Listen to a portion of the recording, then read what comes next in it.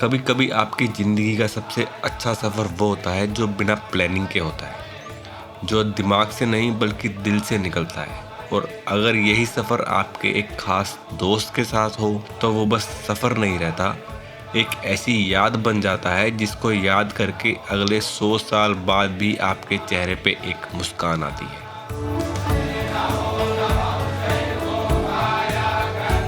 तो कुछ ऐसे ही है ये हमारी बनारस की ट्रिप। बनारस भारत का एक ऐसा लौता शहर है जो अपने अंदर हजारों कहानियां दबाए हुए है।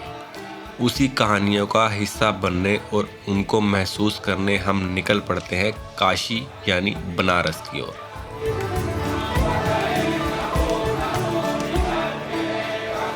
ना कोई बड़ा प्लान, ना ज़्यादा तैयारी, बस 2 बाइक, 2 राइडर और ये 2000 किलोमीटर लंबा सफ़र। ऐसा लग रहा था जैसे टाइम थम सा गया है। हम आज भी कॉलेज में हैं और एक लंबी लॉन्ग राइड पे निकले हैं। इसलिए बोलते हैं कि ज़िंदगी में हमेशा बड़े मौक़ों का इंतज़ार नहीं करना चाहिए। कभी कभी बस अपनी बाइक उठाओ, अपने किसी सच्चे दोस्त को साथ लो और निकल पड़ो, क्योंकि कुछ सफ़र मंजिल के लिए नहीं होते, वो होते हैं उन यादों के लिए जो पूरी ज़िंदगी आपके साथ चलती है। ऐसी ही है ये हमारी बनारस की राइड। तो चलिए शुरू करते हैं 2000 किलोमीटर का वो यादगार सफ़र जो हमारी और हमारी बाइक्स की परीक्षा लेने के लिए तैयार था। तो यार ये है आपकी बारी। मेरा एक ही लगेज है, क्योंकि एक ही ये मेरा हेलमेट है और ये मेरा दोस्त का हेलमेट है। और मेरे दोस्त ने स्पेशली बोला है कि मैं कोई भी किसी भी टाइप का लगेज अपनी बाइक पे कैरी नहीं करूँगा। जो भी कपड़े होंगे तेरे बैग में जाएंगे, क्योंकि हमारे पास 2 बाइक है, एक मेरी हिमालयन 450 और एक जो दूसरी बाइक है वो हमें करनाल से पिक करनी है, वो है पुरानी वाली रॉयल एनफील्ड 350। तो इस वजह से वो कह रहा है कि वो बाइक इतनी तेज़ नहीं चलती, तो वो कह रहा है कि मैं किसी भी टाइप का लगेज कैरी नहीं करूँगा। तो सीन ये है कि अभी आगरा जाने के लिए हमें यहाँ से पहले करनाल जाना है, करनाल से फिर हमें सीधा आगरा जाना है। और अगर हम करनाल मैं अकेला जाता हूँ या वो मेरी बाइक लेके जाता है, एक बंदा बस में जाएगा, तो उसको 2 से ढाई घंटे लगेंगे यहाँ से करनाल जाने में। तो मैं सोच रहा हूँ कि भाई हम एक ही बाइक पे, मेरी बाइक पे सीधा करनाल जाते हैं। थोड़ा सा प्रॉब्लम होगी क्योंकि जो ये वाला है ना, ये वाला लगेज जो भी पीछे बैठेगा उसको अपने ऊपर रखना पड़ेगा। बाकी तो कुछ भी नहीं लेके जा रहा मैं। सबसे कम, सबसे मिनिमम तो यही है, ये तो लेके जाना ही पड़ेगा क्योंकि इसमें मेरे सारे गैजेट्स आएंगे और थोड़ा बहुत कपड़े हैं, क्योंकि हम वहाँ पे 2 दिन ही स्टे करेंगे। बाकी 4 दिन होगा हमारा ट्रैवल का, 2 दिन जाने का और 2 दिन आने का। तो ये कुछ प्लान बनाया है हमने, बाकी देखते हैं क्या है क्या नहीं। और ये मेरा हेलमेट है और ये है मेरे दोस्त का हेलमेट। ये उसने अमेरिका से लिया था, वो अमेरिका ही रहता है। तो ये हार्ले डेविडसन का हेलमेट है। ये थोड़ा सा अलग हेलमेट है, इसमें ना सब कुछ इनबिल्ट है, ये माइक वगैरह सब कुछ सेटअप, ये सब कुछ इनबिल्ट है। हालांकि ये सी पोर्ट नहीं है, ये नो पुराना वाला पोर्ट है। और ये मेरे ब्लू आर्मर C30 से कनेक्ट भी नहीं हो सकता। तो ये कुछ है। अभी मैं आपको बाइक दिखा देता हूँ। बाइक अपनी रेडी है बिल्कुल, सब कुछ सर्विस करवा के बिल्कुल फ्रेश, ब्रांड न्यू सस्पेंशन, पिछला भी अगले भी। तो अभी उसको लेके आऊँगा। हम फटाफट से सामान करते हैं, एडजस्टमेंट करते हैं और फिर निकलते हैं। अब आपको मैं सीधा मिलता हूँ बाइक पे। सोचा था बस 1 घंटे की तो बात है, फिर दूसरी बाइक के साथ सफ़र भी आसान होगा, पर असली खेल तो अभी शुरू होना है। अब मुझे लग रहा है कि अपने को दोबारा से रिकनेक्ट करना पड़ेगा। 1 सेकंड रुक जा, बंद मत करिए। वो तो साथ में ही है, कोई दिक्कत नहीं है। चल भाई, लेट्स गो। Bye mummy.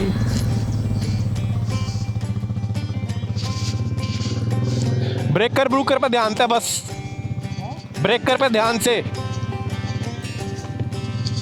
अब मेरे को ऐसे ही देखना पड़ेगा।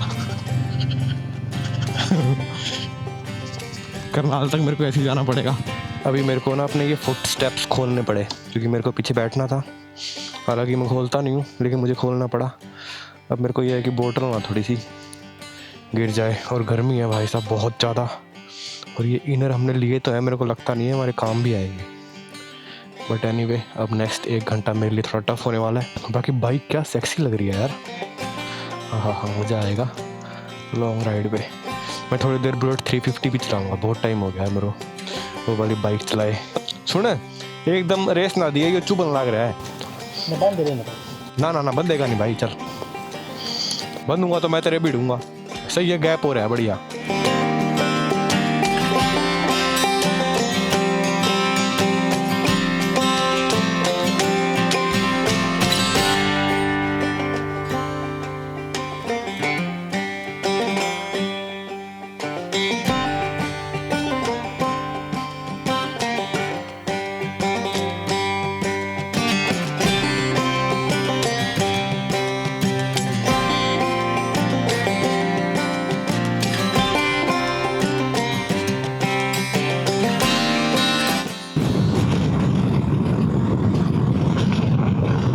भाई पहली बार बैठा हूँ अपनी बाइक पे पीछे, मतलब पहली बार मैंने कोई मेरी बाइक पे पीछे बिठाया, वो भी मैं खुद ही बैठा हूँ। और भाई साहब बाइक पीछे से क्या कंफर्टेबल है ना, बाइक अभी लिटरली 100 पे चल रही है, कोई वाइब्रेशन नहीं, कुछ नहीं, एक नंबर मज़ा आ रहा है। मेरे को तो ऐसा लग रहा है कि हम ऐसे भी जा सकते हैं, लेकिन हम अलग अलग बाइक पे ही जाएंगे।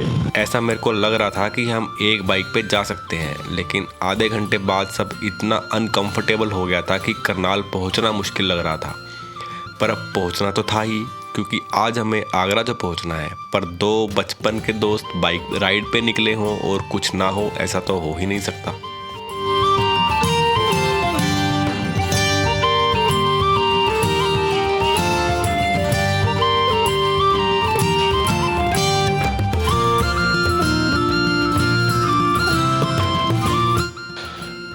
बस 1 घंटे का और है, फिर एक एक बाइक, फिर कोई दिक्कत नहीं है। बस ये चुभ रहा है मेरे को, बाकी कोई दिक्कत नहीं है। बैठने में कोई इशू नहीं आ रहा, ना कोई वाइब्रेशन है, ना मेरे को झटके लग रहे हैं। बस जब झटके लगते हैं तो ये अंदर घुसता है, भाई साहब ये तंग कर रहा है। चले दिखाइए एक बार, रुक जा।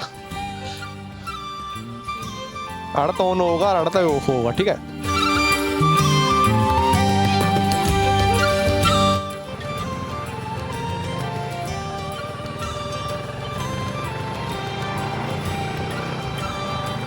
ये आ गई हमारी सेकंड बाइक, और मेरे को लग रहा है इसमें हवा नहीं है, या तो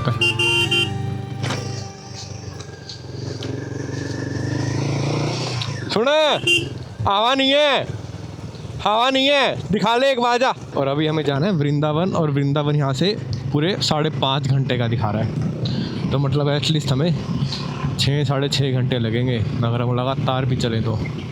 लेकिन लगातार तो कौन ही जाएगा इतनी दूर, बीच में ब्रेक तो लेना पड़ेगा। हाँ, और अभी देखते हैं, इसमें पंचर हुआ तो आधा घंटा ये लगा भाई साहब। अभी ये आ गया हाईवे, अब हमारा हाईवे शुरू हो गया, अब हाईवे चलेगा। और अभी टाइम हो गया है 4:30, और अभी हम इतनी आसानी से नहीं पहुंचने वाले हैं, क्योंकि अभी इसको खाने हैं मूर्थल पे सुखदेव पे पराठे।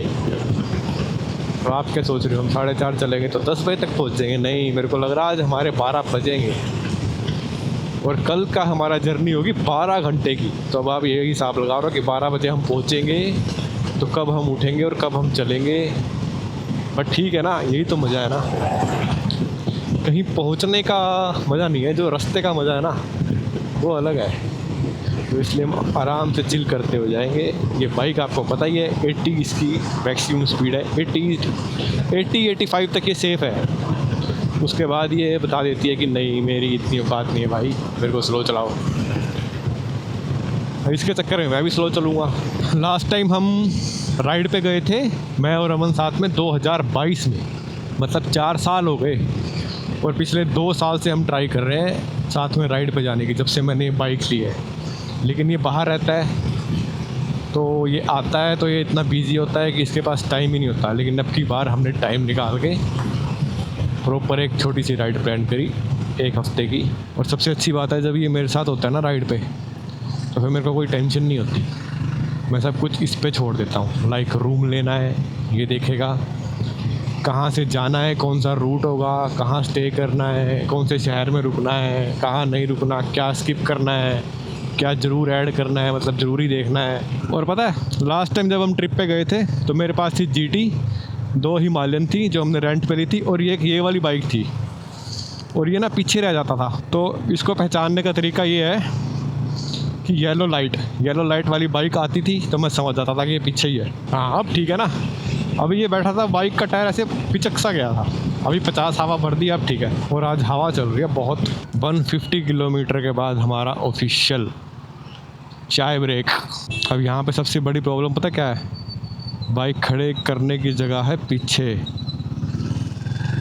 पार्किंग में, और वहाँ से ना तो बाइक दिखती है और ना ही वहीं आसपास कहीं टेबल है कि हम बैठ जाएं। और मेरे पास जो सामान है वो थोड़ा मेरे को देखना पड़ेगा भैया। अब मेरा सामान कौन देखेगा, वहाँ लगाते हैं।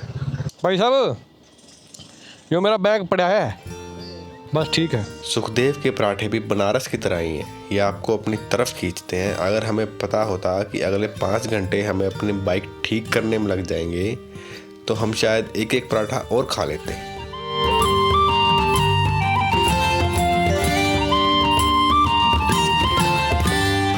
अभी यहाँ से वृंदावन जाने के 2 रास्ते हैं, एक तो केएमपी पे, अब हम केएमपी से लेफ़्ट जाएं या राइट जाएं, कहीं से भी जाएं, और क्योंकि हमें आगरा एक्सप्रेसवे पे जाना है, और एक है दिल्ली के अंदर से। तो केएमपी पे तो बाइक अलाउड नहीं है, लेकिन अमन बोल रहा है केएमपी से ही चलेंगे। मैंने बोला ठीक है, केएमपी से बोला है तो केएमपी से ही चलें। अभी ट्राई करते हैं, जाने दिया तो ठीक है, लेकिन 99% तो नहीं जाने देंगे। फिर भी ट्राई करने में क्या जा रहा है, अगर जाने दिया तो हमारा 1 घंटा बच जाएगा।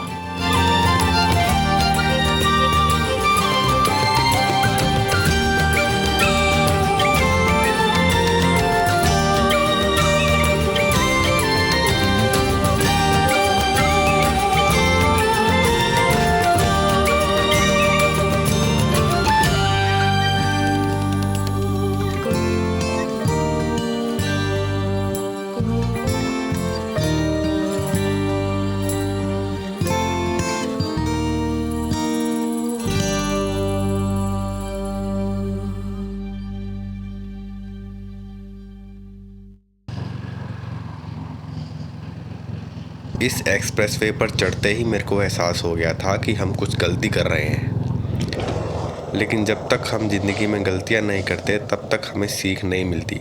तो इसलिए गलती करने से मत डरो, एक गलती को बार बार करने से बचो।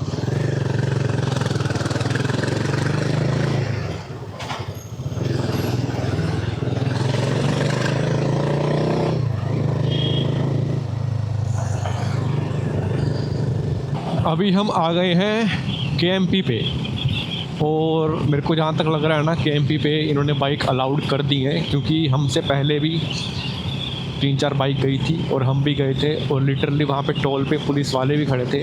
जो हम सोनीपत से केएमपी में चढ़ते हैं ना, सोनीपत वाली रोड से केएमपी पे चढ़ते हैं, तो केएमपी पे चढ़ते ही 3-4 किलोमीटर बाद ही टोल आ जाता है। तो अगर पुलिस वालों को रोकना होगा तो उसी टोल पे रोक देंगे, लेकिन अब की बारी किसी ने नहीं रोका, तो आई थिंक इन्होंने अलाउ कर दिया होगा।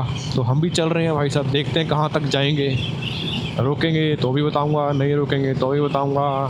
बाकी अगर ये जो 40-50 किलोमीटर का जो स्ट्रेच है ना, अगर ये वो बाइक के लिए अलाउ कर देना तो बहुत ज़्यादा इजी हो जाएगा ट्रैवल करना। स्पेशली अगर किसी को गाज़ियाबाद जाना है हरियाणा से, या फिर किसी को उत्तराखंड जाना है ना हरियाणा से, तो सबसे बेस्ट है ये 40-50 किलोमीटर का अलाउ कर दो बाइक के लिए, और अपना सीधा यहाँ से जाओ। अगर ये नहीं अलाउ होता तो ना फिर वहाँ से जाना पड़ता है, शामली से होके मुजफ्फरनगर, फिर वो थोड़ा सा है अजीब सा रास्ता। तो इसलिए ये रास्ता इनको अलाउ करना चाहिए। और इसका ना सलेंसर बहुत ज़्यादा हिल रहा है इस बाइक का, एक नट गायब है इसका, पता नहीं या तो लगवाया ही नहीं या उसने लगाया नहीं जानबूझ के मिस्त्री ने। तो जैसे ही कोई खड्डा आता है, बम्प आता है, तो सलेंसर ऐसे ऐसे हिलता है। अभी जाके ये भी ठीक करवाना पड़ेगा, क्योंकि अगर ये गिर गया तो फिर तो कुछ नहीं हो सकता। पहली बार हमारे साथ ऐसा हुआ कि हम ट्रिप पे निकले और हमारी बाइक ख़राब हुई, पर हमें इतना पता था कि हम कैसे ना कैसे करके यहाँ से निकल जाएंगे। वैसे तो हमें चिंता होनी चाहिए थी कि अब क्या करेंगे, क्योंकि सुनसान रोड और आसपास कुछ भी नहीं था। पर जब 2 दोस्त साथ हो तो हर मुश्किल चीज़ भी आसान लगती है। तो बस फिर क्या था, हम मज़े से बाइक को ठीक करने में लग गए और प्रॉब्लम को ढूंढने में लग गए। फिर धीरे धीरे समझ में आने लगा कि हम शायद कुछ गलत ढूंढ रहे हैं, क्योंकि प्रॉब्लम वहाँ थी ही नहीं। प्रॉब्लम ये थी कि बाइक की बैटरी बिल्कुल डेड हो चुकी थी। लेकिन फिर भी हमने अपना पूरा इतने सालों का एक्सपीरियंस लगाया और लगभग 4 घंटे तक ट्राई करा, और लास्ट में जब कुछ समझ नहीं आ रहा था मेरे को, तो मैंने चैट जीपीटी से पूछा कि हमारी बाइक में ये दिक्कत है, तो उसका पहला आंसर यही था कि आपकी बाइक की बैटरी डेड हो चुकी है। उसके बाद हमने यहाँ से निकलने का फैसला लिया, जो कि बिल्कुल सही था। वो कहते हैं ना, कहीं पहुँचने के लिए कहीं से निकलना पड़ता है। अभी ना हमने सब कुछ ट्राई कर लिया इसकी ना, फिर हमें पता चला इसकी बैटरी डेड है। और अब हम ट्राई करेंगे ऐसे लेके जाने की, और ऐसे लेके जाने का मेरे को बिल्कुल भी एक्सपीरियंस नहीं है, लेकिन मैं ट्राई कर रहा हूँ। अगर मेरे से हुआ तो ठीक है, नहीं तो फिर मेरे वाली बाइक में इसको दूंगा, इसको फिर भी एक्सपीरियंस है। ओहो 3 घंटे हो गए हमें, 3 घंटे। इतना सोचा था ना जल्दी पहुँच जाएँ, कुछ भी नहीं, हम तो वैसे ही रुके थे जस्ट पानी पीने के लिए। काफ़ी टाइम हो गया था, पानी पीने के लिए रुके। भाई साहब बाइक बंद करी, बाइक ही नहीं स्टार्ट हुई। और ये जगह ऐसी है ना कि यहाँ पे आरएस से भी नहीं आ सकता। अगर मैं अपनी बाइक का, इस बाइक का तो है नहीं, अगर मैं अपनी बाइक का आरएस से भी बुलाता ना कि मेरी बाइक में कुछ हो गया, तो वो मना कर देगी, सर वहाँ पे अलाउड नहीं है, तो वहाँ पे नहीं आ सकते हम। तो इसलिए भाई एक्सप्रेस वे में जा रहे हो ना, जहाँ पे बाइक अलाउड नहीं है, तो अपना सोच समझ के जाना। मैं तो रिकमेंड नहीं करूँगा। अगर हम दिल्ली में होते इस वक्त, और इस वक्त हमारी बाइक ठीक होती होगी। भगा भगा भगा भगा भगा भगा भगा भगा मेरे भाई, भगा, भगाओ भगाओ भगाओ, अब नहीं रोकनी। पता क्या हो रहा है इसमें, जैसे अब क्या है ना, हमने सब कुछ अपने हिसाब से कर लिया था, जितना हमारे में दिमाग था, जितना हमारे में नॉलेज थी, सब कुछ कर लिया था। लेकिन इशू मैंने, आप लिटरली मानोगे नहीं, मैंने कहाँ इशू पूछा, मैंने चैट जीपीटी से पूछा कि भाई ऐसे ऐसे हमारी बाइक में हो रहा है, बुलेट 350 है, क्या इशू हो सकता है। उसका पहला आंसर ये था कि may be your battery is dead और ओवरचार्ज और ड्रेन, समथिंग लाइक दैट ना।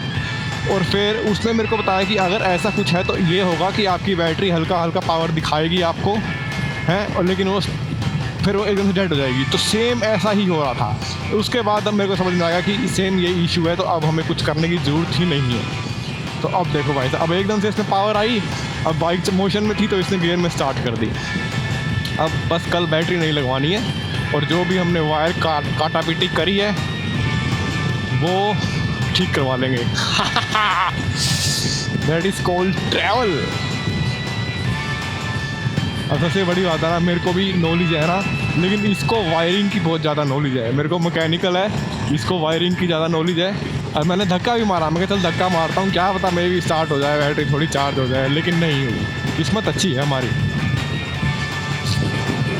अभी देखते हैं कहाँ रोकेंगे कहाँ नहीं। और मैप भी लगा लेता हूँ, मैंने मैप बंद कर दिया था। बस 2 आवर 7 मिनट। ओ तेरी, मैंने तो मजाक में कहा था कि हम 12 बजे पहुँचेंगे, और ये 12 बजे ही दिखा रहा है। अब मेरे को तो ये था कि हाईवे से नीचे उतरेंगे, कहीं भी होटल देखेंगे और सो जाएंगे, सुबह देखेंगे, क्योंकि अब बहुत हो गया था, हमने बहुत माथा मार लिया था। अब ये स्टार्ट हो गई है, अब तो जब तक ये बंद नहीं होती ना तब तक चलेंगे। अब 2 घंटे लगातार चलना होगा। वृंदावन ही रूम लेंगे अब तो, कहीं रॉयल एनफील्ड के शोरूम के आसपास, क्योंकि अब ये बंद तो होगी नहीं अपने आप। अभी चल रही है तो ये बंद नहीं होगी, अब इसको करंट मिल चुका है। अब तो जब हम बंद करेंगे तभी होगी। और ये बंद हो गई। आए फरीदाबाद बंद। ना उसकी दिक्कत नहीं है, फिर अब यहीं रुक जाते हैं, और तो क्या है, इससे लेट तो क्या करेंगे यार। फिर एक काम करते हैं, नीचे उतरते हैं, कुछ ना कुछ देखते हैं, और तक है देख ले। मेरे को दिख नहीं रहा कुछ भी नहीं है आसपास। इस जगह बाइक रुकने के बाद ऐसा लग रहा था कि बाइक स्टार्ट ही यहाँ पे आने के लिए हुई थी, क्योंकि यहाँ से बस 5 मिनट की दूरी पे था एकमात्र होटल जहाँ हमने रूम लिया। और अभी हमें समझ आ गया था कि बाइक की बस बैटरी ही नहीं डलवानी है, और ये जगह यूपी बॉर्डर के बस 2 किलोमीटर दूर थी। अब यहाँ पे आप रूम लेते हैं और सोते हैं आराम से, सुबह देखेंगे। अब तो